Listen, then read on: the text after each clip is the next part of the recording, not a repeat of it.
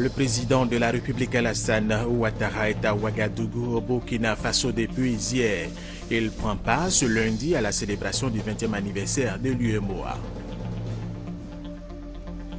Le Sans-Vie, un royaume du groupe Akan de 1701 à 1901, une thèse soutenue à la Sorbonne et qui a valu la mention honorable au professeur Henriette Dagri-Diabaté. Aujourd'hui, le professeur Henriette Diabaté, reconnaissant envers ce peuple, est allé lui restituer les travaux de ses recherches. En Irak, les djihadistes de l'État islamique continuent de sévir dans le nord du pays, entre autres cibles, les femmes de la communauté Yélédi. Nous en parlons dans cette édition. Mesdames et messieurs, bienvenue et merci de regarder RTI 1. Nous vous le disions dans nos titres, le président de la République Alassane Ouattara est à Ouagadougou, au Burkina Faso, depuis hier. Il prend part ce lundi à la célébration du 20e anniversaire de l'UEMOA à Ouattouré. L'Union économique et monétaire ouest-africaine célèbre ses 20 ans ce lundi 20 octobre à Ouagadougou. Le président de la République Alassane Ouattara est arrivé en fin de matinée ce dimanche 19 octobre dans la capitale du Faso pour prendre part à cette célébration. Il a été accueilli à l'aéroport international de Ouagadougou par son homologue burkinabé Blaise Compaoré avant de se prêter aux cérémonies protocolaires.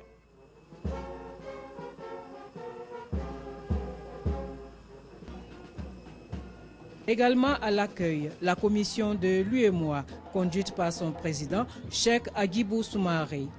Les ambassadeurs accrédités au Burkina Faso et la communauté ivoirienne du Faso.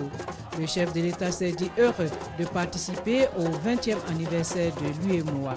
Anniversaire qui, selon le président burkinabé, Blaise Compaoré, évoque des souvenirs. 20 ans, c'est pour nous le souvenir aussi de la dévaluation.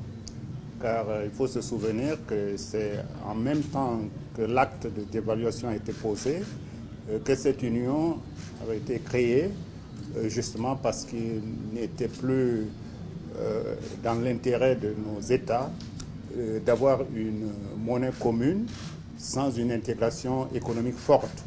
Car seule une économie forte peut soutenir une monnaie. Le président de la République Alassane Ouattara a pour sa part indiqué que l'Union économique et monétaire ouest-africaine est un modèle d'intégration. C'est un modèle d'intégration et nous considérons que ça a été un pas important il y a 20 ans de passer de l'Union monétaire simplement à l'Union économique et monétaire. Et pour nous, nous pensons qu'il faut maintenant commencer à réfléchir à aller plus loin, puisque les États ont fait des progrès importants en ce qui concerne l'adoption des réglementations communes par rapport aux questions économiques. Et bien évidemment, il y a encore un certain nombre de points sur lesquels nous devons travailler, mais l'objectif doit être d'élargir notre union et aussi d'aller plus loin en ce qui concerne l'intégration. Ceci est important pour la sous-région. Notre union, près de 110 millions d'habitants, c'est bon, mais ce n'est pas assez, à mon sens. Et maintenant, dans le monde, ce sont les grands ensembles qui ont de l'influence. Et notre vœu serait que, donc, avec cette commémoration,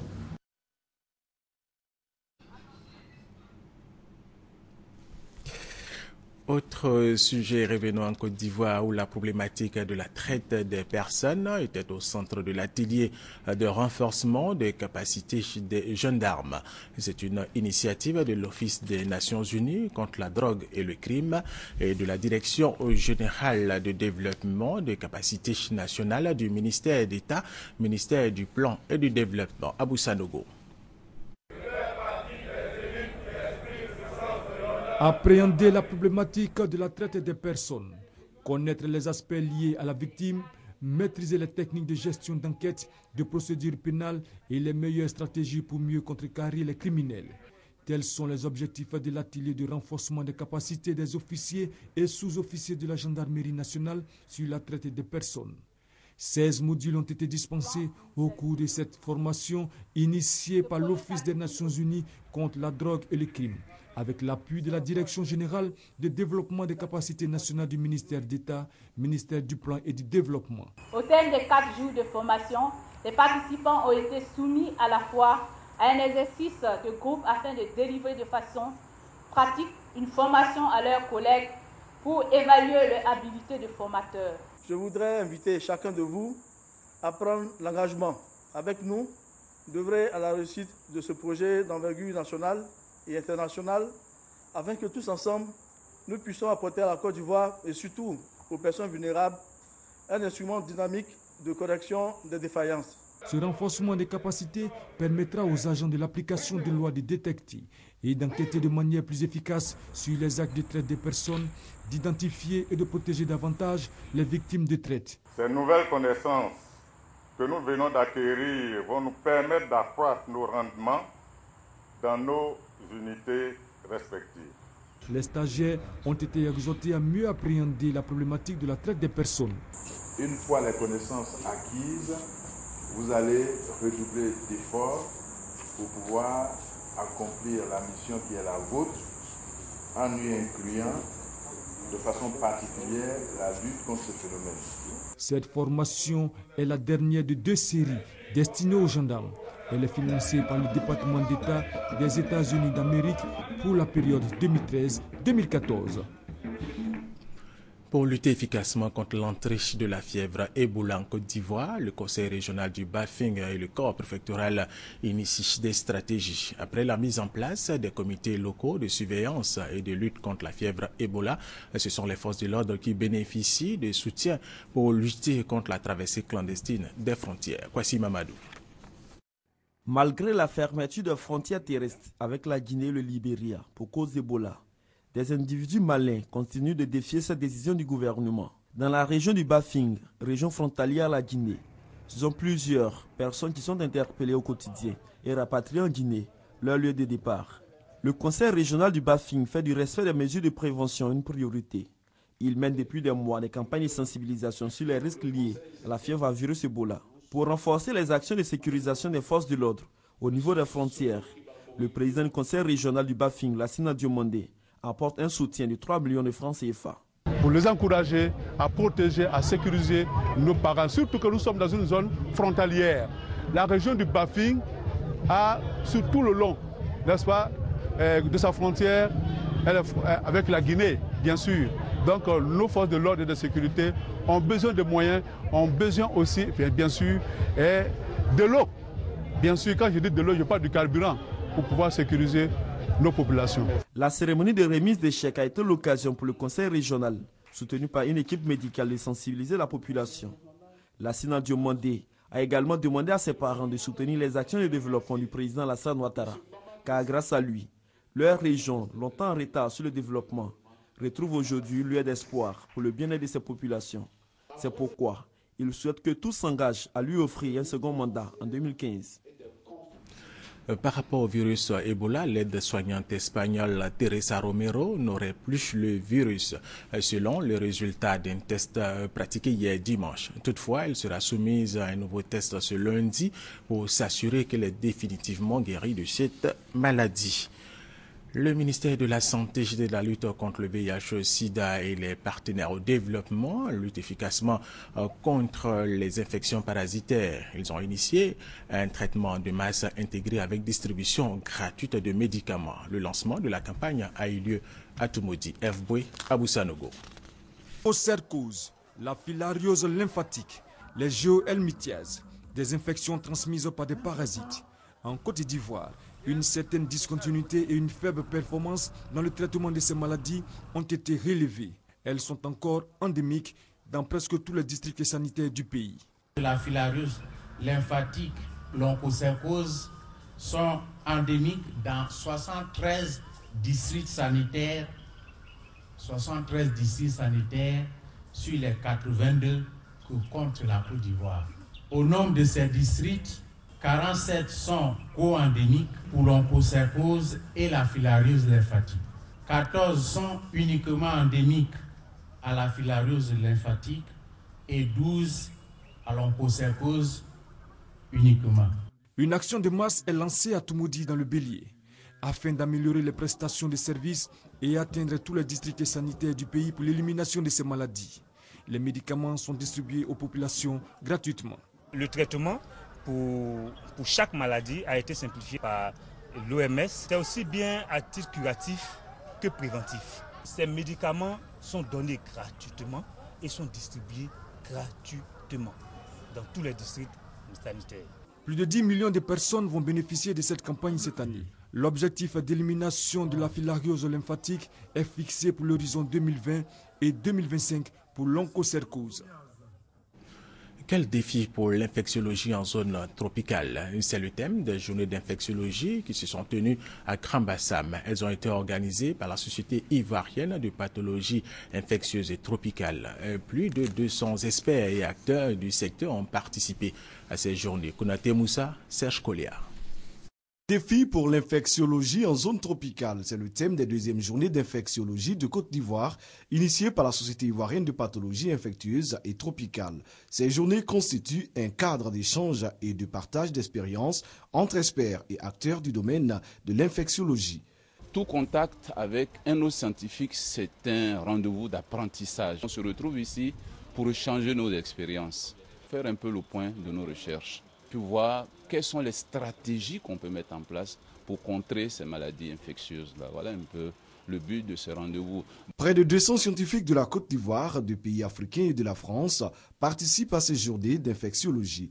Une branche de la médecine dans laquelle la Côte d'Ivoire a réalisé des progrès. Il y a ici une véritable école de la recherche et de l'enseignement sur les maladies infectieuses. Et nous sommes absolument ravis de voir que la Côte d'Ivoire continue à être un pays leader dans ce domaine, dans toute cette partie de l'Afrique.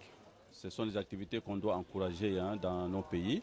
Quand vous avez des sociétés comme ici en Côte d'Ivoire qui s'intéressent aux infections, il faut alors vraiment les encourager. Nous avons eu droit à cette conférence faite par un professeur venant du Congo, donc qui nous a parlé de son expérience en termes de prise en charge de l'infection à Ebola. Les maladies infectieuses constituent près de 50% des consultations dans les hôpitaux. Ce sont des maladies provoquées par la transmission de micro-organismes, à savoir les virus, les bactéries, les parasites.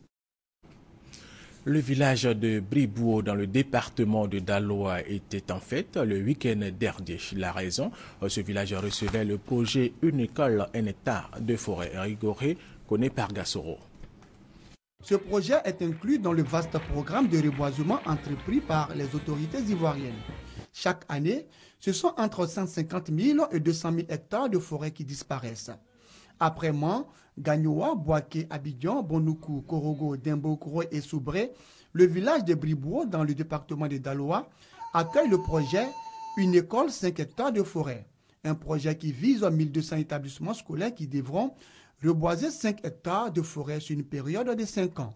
C'est une façon pour nous d'inculquer le savoir-faire aux enfants, parce que nous savons que les enfants sont la pépinière de la Côte d'Ivoire. Et déjà, à leur bas âge, leur inculquer ces notions, c'est gérer durablement la forêt. Le représentant du ministre de l'Éducation nationale et de l'enseignement technique a dit l'intérêt du ministère d'être associé à ce projet. Le ministre des Eaux et Forêts, Babo Daré, tout en se réjouissant de l'implication du ministère de l'Éducation nationale et de l'enseignement technique, entend poursuivre la sensibilisation contre la déforestation. La forêt est détruite par la faute de l'homme uniquement. Il n'y a pas d'autre raison.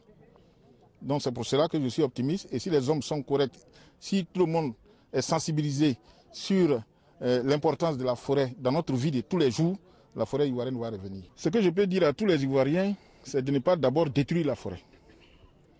De ne même pas couper l'arbre qui est chez eux à la maison, sans raison fondamentale. À ce jour, plus de 60 établissements scolaires ont réussi à reboiser 112 hectares de forêt.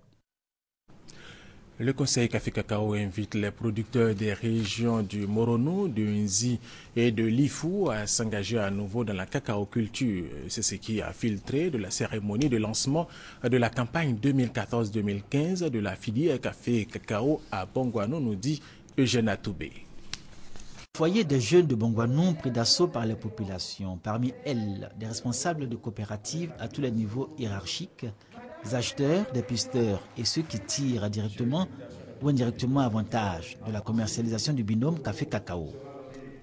La déléguée régionale du Conseil Café-Cacao de Bongouano, qui s'étend aux régions du Nzi et de l'Ifou, a présenté le bilan de la campagne 2013-2014. Myriam Nian indique que 17 44 282 tonnes de cacao ont été collectées dans l'ensemble de la délégation régionale du Morono. et pour le café 1 278 000 tonnes. Pour autant, les producteurs du Nzi, du Moronou et de l'Ifou ont été félicités pour leurs efforts par les autorités administratives. C'est selon le préfet de la région du Moronou, Mme Nemlé, le signe que l'ancienne boucle du cacao n'a pas renoncé à produire du cacao, malgré l'avancée dans cette région de l'EVA. De plus, indique la déléguée régionale du Conseil café cacao du Moronou, les producteurs ont bénéficié d'un encadrement permanent et obtenu des produits phytosanitaires pour des fèves de cacao de qualité, comme recommandé à chaque début de campagne par le Conseil café cacao. Il faut respecter les jours qu'il faut pour les fermentations, pour tout. À l'endroit aussi des sociétés coopératives et des acheteurs, nous leur demandons de respecter le prix Borchon. 850 francs le kilogramme. Une situation qui exige des producteurs leur organisation en coopérative et en conformité avec la norme OHADA, comme expliqué dans le Moronou par Kounan Kwasi, conseiller technique du directeur général du Conseil Café Cacao. Le lancement de la campagne 2014-2015 de la filière Café Cacao a laissé entrevoir le nouvel intérêt pour la cacaoculture des producteurs de l'ancienne boucle de cacao qui se lancent le pari de redorer le blason de cette région d'ici à quelques années. Restons dans le domaine de l'agriculture. Une délégation de la direction régionale du Conseil Café Cacao de la région de l'Agnébi-Tiassa a échangé avec les acteurs de la commercialisation intérieure du café et du cacao. Objectif, faire le bilan de la campagne précédente pour mieux faire face à la nouvelle campagne 2014-2015. Chantal Léoumont à Kandan. 1300 hectares de semences améliorées de cacao version Mercedes mises à la disposition des planteurs de la région de l'Agnébi-Tiassa au cours de la campagne écoulée. Résultat, la région termine parmi les meilleurs productrices de café cacao au plan national. C'est ce qui justifie la tournée de sensibilisation et d'information du Conseil Café Cacao dans la région en vue de présenter aux acteurs de la filière les nouvelles dispositions mises en place pour la commercialisation intérieure au cours de cette nouvelle campagne. Silieu Bolobo, conseiller technique du Conseil Café Cacao, a salué la réforme initiée dans la filière qui permet désormais de stabiliser les prix. L'accent est également mis sur le respect des procédures commerciales ainsi que la nécessité de régénérer les pieds de cacao. Silieu Bolobo a aussi exhorté la jeunesse à s'investir davantage dans la filière. Notons que le prix Borchon pour cette campagne 2014-2015 est fixé à 850 francs le kilogramme. Pour permettre aux jeunes de Treichville de s'insérer aisément dans la vie socio-professionnelle à travers des stages et des emplois, la mairie de Treichville vient de mettre en place un guichet unique de l'emploi. Elle est soutenue par le ministère d'État, ministère de l'Emploi, de la formation professionnelle et des affaires sociales. Kwasi Mamadou nous parle de ce guichet unique. En Côte d'Ivoire, plus de 9% de la jeunesse en quête d'emploi. Plusieurs initiatives sont en cours pour juguler cette question du chômage. Pour accompagner ces initiatives et surtout trouver une solution à la question de l'emploi des jeunes et sa commune, la mairie de Treichville met en place un guichet communal pour l'emploi. Ce mécanisme permettra la formation des promoteurs, le renforcement des capacités de production et de vente des PME et PMI. Le maire Albert François Michel et son conseil municipal veulent enregistrer les jeunes diplômés afin de les mettre à disposition des entreprises. Le guichet communal de l'emploi de Treichville va permettre également la création d'activités génératrices de revenus et des stages pour les jeunes diplômés. Nous avons créé et mis en place ce guichet communal de l'emploi afin que nos jeunes qui sont sans emploi viennent se faire identifier, viennent faire connaître leurs qualifications. Et nous, avec les opérateurs économiques locaux, nous allons voir ensemble ce qui peut être fait. Et donc nous n'attendons que les jeunes qui viennent s'inscrire. Une des délégations du conseil municipal sillonneront la commune pour faire connaître ce projet afin qu'il soit partagé par le plus grand nombre de jeunes et que ces jeunes puissent trouver une réponse à leurs préoccupations. L'initiative de la mairie de Treichville est soutenue par le ministère d'État, ministère de l'Emploi, des Affaires sociales et de la formation professionnelle, ainsi que par plusieurs partenaires au développement. Cette rencontre permettra également de définir un chronogramme de réalisation d'un projet, des initiatives qui vont contribuer au bien-être de la population de Treichville. Le prix Charles Peumont de l'excellence célèbre chaque année les meilleurs élèves du département d'Atiéguagro. L'édition 2014, placée sous le signe de l'excellence au service de l'émergence, a récompensé une centaine d'élèves. C'était en présence de Serge Coléa. Désormais, une tradition à Atiéguagro, les meilleurs élèves des établissements scolaires du primaire et du secondaire, les enseignants, le personnel administratif ont été récompensés du prix Charles Peumont de l'excellence.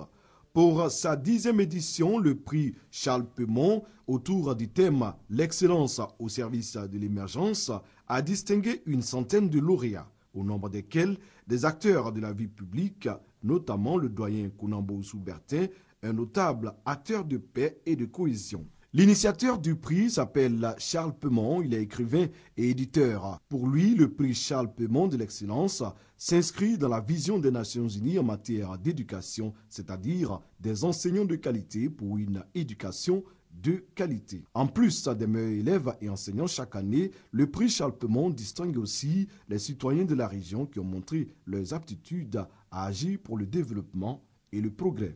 Pour Juliette Kounan, préfet d'Atiéguagro, ce prix doit s'étendre à l'ensemble des 29 villages du département.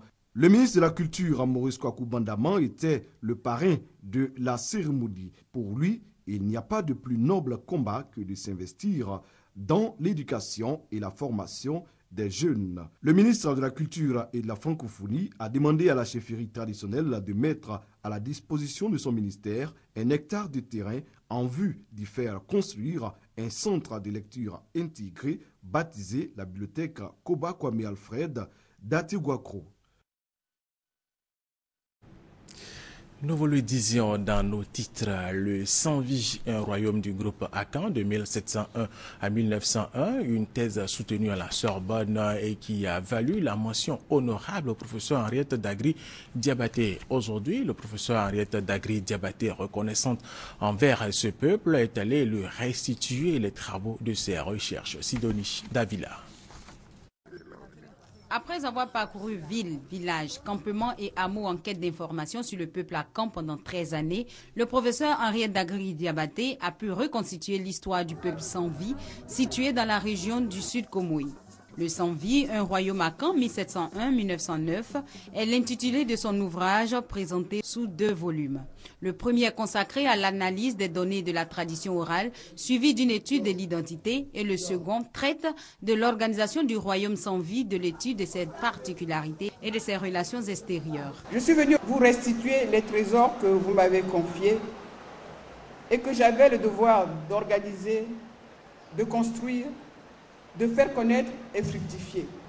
Lorsque je choisissais le Sans-Vie comme sujet de thèse, il s'agissait d'innover dans le domaine de la méthode, en traitant les sources orales, par excellence sources de l'histoire africaine, pour qu'elles deviennent sources scientifiques. La cérémonie de restitution de ces travaux de recherche a été un moment de reconnaissance mutuelle entre la communauté du Sans-Vie et l'auteur. Pour les populations, c'est une fierté pour elles de pouvoir s'informer sur leur propre histoire. Elles ont été parmi les premières personnes à se procurer l'œuvre lors de la dédicace. Nous sommes très heureux que Madame la Grande Chancelière soit venue nous rendre ce qu'elle est venue chercher. Et c'est ça même qui fait notre fierté. Il y a beaucoup de chercheurs qui font les recherches et qui ne rendent pas compte à notre peuple. Et aujourd'hui, c'est restitué et ça nous va droit au cœur. Le Sans-Vie, un royaume Akan, 1701-1909, cette publication dans laquelle l'histoire et la culture se côtoient, a également persuadé le jury lors de la soutenance de thèse de l'historienne à la Sorbonne en France. Après avoir pris connaissance de notre thèse, après vous avoir entendu la soutenir et en avoir délibéré, vous déclare digne du grade de docteur ès lettres avec la mention très honorable.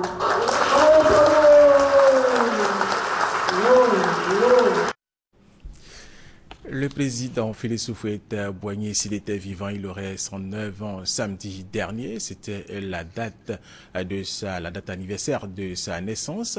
La chorale Sainte-Marie de la basilique Notre-Dame de la Paix de Yamoussoukro, son village natal, a organisé une cérémonie commémorant cette date. Kwadio Kwame, RTI Boaké.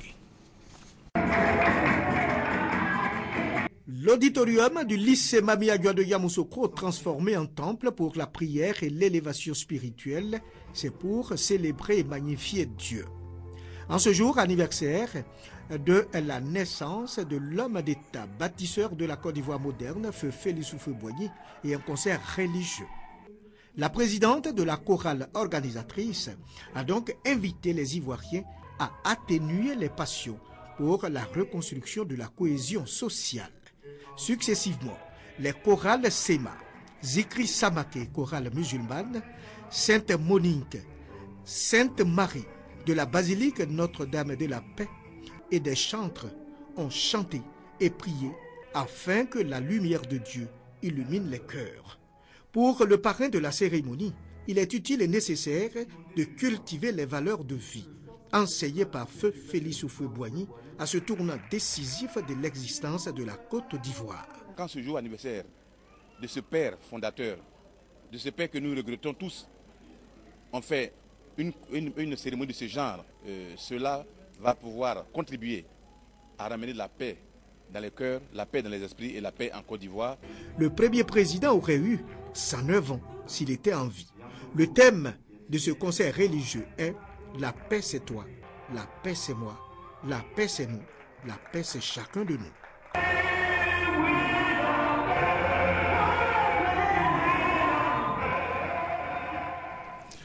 Parlons maintenant des chrétiens de l'église des 12 apôtres de Beaunois qui célèbrent chaque année la fête de la croix.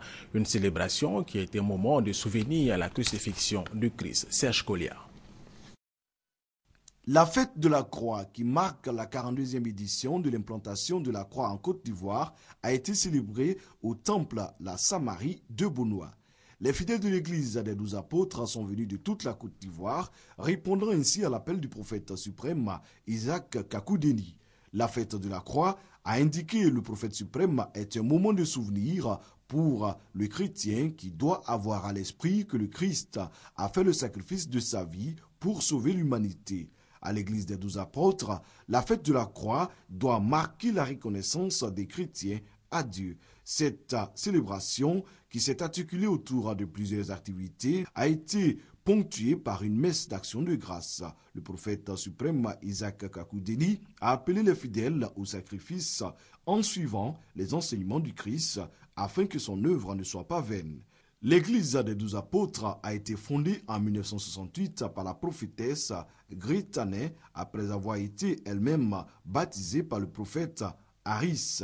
L'église des 12 apôtres va rendre hommage en décembre 2014 au prophète William Mawad Harris pour ses 100 ans de mission apostolique. Autre titre de cette édition, en Irak, les djihadistes de l'État islamique continuent de sévir dans le nord du pays. Entre autres cibles, les femmes de la communauté Yélédi. Regardez. Ces femmes ont vécu un calvaire. Elles ont été enlevées par les membres de l'État islamique. Ce sont des rescapés. Les djihadistes persécutent la minorité yazidi qui vit dans le nord de l'Irak. Ils réduisent les femmes en esclavage et isolent les enfants. Quand les membres de l'État islamique sont arrivés, ils ont encerclé les maisons. Ils ont séparé les hommes, les femmes et les petites filles. Ils ont ordonné aux hommes de se convertir à l'islam, mais ils ont refusé. Ils ont mis les filles dans des voitures et sont partis avec. Ils nous ont battus pour que l'on se soumette à eux. On a tout fait pour qu'ils n'abusent pas de nous. L'organisation de l'État islamique assume. Le groupe terroriste fait l'apologie de l'esclavage dans sa revue publiée en anglais. Les femmes et les enfants yazidis sont donnés comme butin de guerre aux combattants. Plusieurs centaines de yazidis sont toujours entre les mains des djihadistes. Des crimes contre l'humanité pour l'ONU. Au total, plus de 500 000 yazidis ont fui les attaques des djihadistes dans le nord de l'Irak depuis le mois de juin. Et c'est la fin de cette édition. Merci de l'avoir suivi. Restez avec nous sur RTI 1.